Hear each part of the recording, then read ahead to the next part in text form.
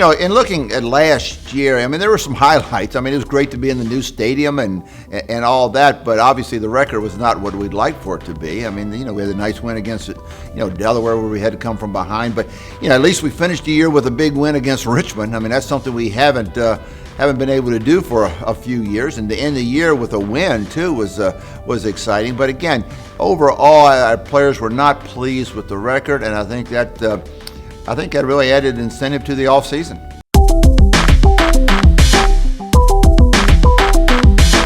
The off-season commitment is extremely, extremely important. I mean, people are looking at spring practice and they look at preseason practice, but there's a whole lot that goes on between the middle of April and the 1st of August, and it's very important not only to get conditioned, not only to get in shape, not only to get stronger, but also to bond and build as a team. That's where your internal leadership takes over. That's where your seniors, your captains, the people who have a lot invested in the team push the younger guys insofar as their work habits and their effort and things like that. And I really feel like that's probably the most important part of the off season, is how you come together as a team. Family on 3, 1, 2, 3. Family!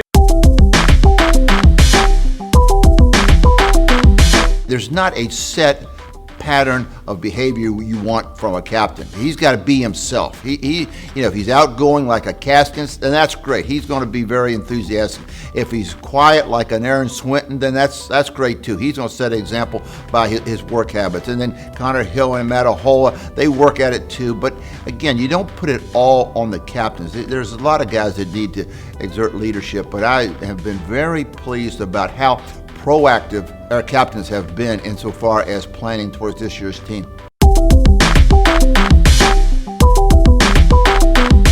It's exciting to see our players get opportunities in the National Football League after they graduate. That's not the whole purpose of William & Mary and the William & Mary education, but it's a pretty nice byproduct, insofar as the presence that we have in the NFL. And it's exciting for the younger guys to see the older guys move on and have a shot at professional football. Well, I think, to be recognized as an institution that turns out not just good football players but good students is very important.